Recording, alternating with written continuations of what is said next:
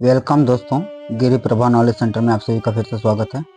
आज हम आपको बताएंगे माता पार्वती के बारे में। इससे पहले मैंने आपको भगवान शिव से संबंधित तमाम घटनाएं बता दिया था।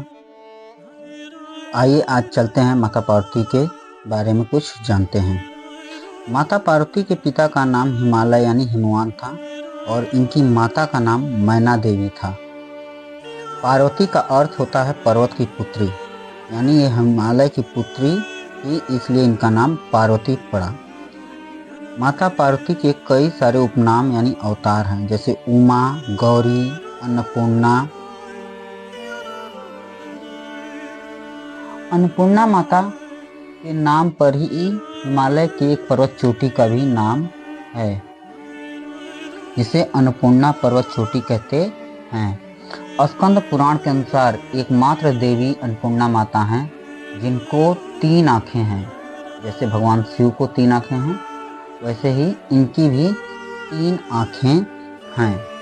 सबसे पहले राम कथा जो है भगवान शिव ने माता पार्वती को ही सुनाया था, यानी त्रेता युग में जो रामायण की घटना हुई उसको त्रेता युग से पहले ही भगवान शिव ने माता पार्वती को सुना दिया था।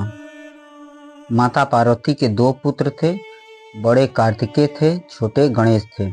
इसके अलावा भी इनके कई सारे पुत्र थे तथा इनकी पुत्री जो थी वो मनसा देवी, शामिल बारी, जया, देव, दौलती, अशोक सुंदरी आदि थी। यानी भगवान शिव और माता पार्वती के कई सारे पुत्र और पुत्री थे। एक बार की बात है, माता पार्वती का जब भगवान शिव के साथ विवाह हुआ तो माता पार्वती कैलाश पर्वत पे अकेली रहती थी, जिस कारण ये अपना अकेलापन दूर करने हेतु इन्होंने कल्प वृक्ष से एक पुत्री को मांगा और कल्प वृक्ष ने इन्हें पुत्री के रूप में अशोक सुंदरी को दिया। तो अशोक सुंदरी का जो जन्म हुआ था वो कल्प वृक्ष से हुआ था। अशोक सुंदरी के पति का ही विवाह नहुस के साथ हुआ था। नहुस जो थे ये चंद्रवंशीय राजा थे। अशोक सुंदरी और नहुस के कई सारे पुत्र थे, जो कि याति, ययाति, सयाति, अयाति, वियति के नाम से जाना जाता है। अब आइए चर्चा करते हैं माता पार्वती से संबंधित कुछ कहानियों पर। एक बार की बात है, भगवान शिव के एक बहुत बड़े भक्त थे भृंगी ऋषि। भृंगी ऋषि भगवान शिव का परिक्रमा कर रहे थे और बगल में ही खड़ी थी माता पार्वती। ये माता पार्वती को इग्नोर करके, उनकी परिक्रमा न करके केवल भगवान शिव का कर रहे थे, जिससे पार्वती माता को यह एहसास हुआ कि भृंगी ऋषि हमें और महादेव को अलग करना चाहते हैं। इस कारण वो महादेव के समीप आकर बैठ जाती हैं। उसके बाद भृंगी ऋषि जो होते हैं वो मधुमक्खी का रूप लेके माता पार्वती और भगवान शिव के बीच से निकलकर परिक्रमा करने लगते हैं, जिससे माता पार्वती क्रोधित होकर भृंगी ऋषि को श्राप दे देती हैं कि जाओ तुम पैर से अपाहिज हो जाओगे।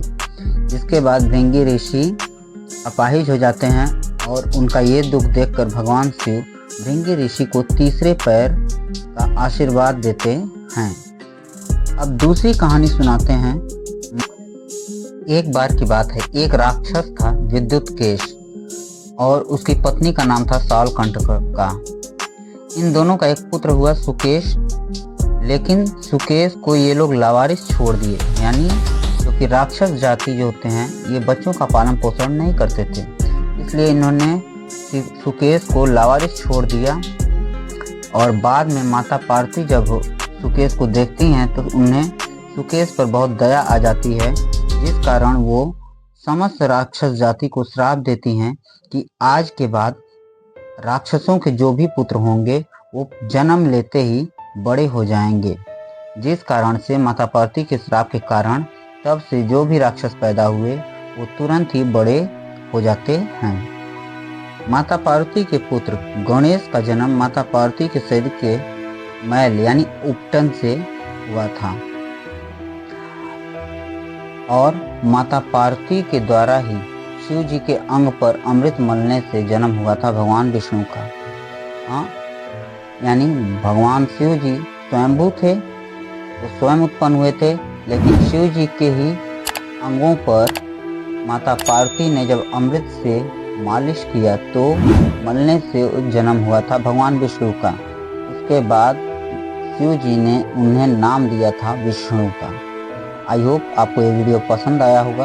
अगर पसंद आया हो तो चैनल को शेयर और सब्सक्राइब करना ना भूलें। लाइक और कमेंट करें ताकि और हम आपको ज़्यादा से ज़्यादा अच्छे वीडियो बना के दे सकें। धन्यवाद।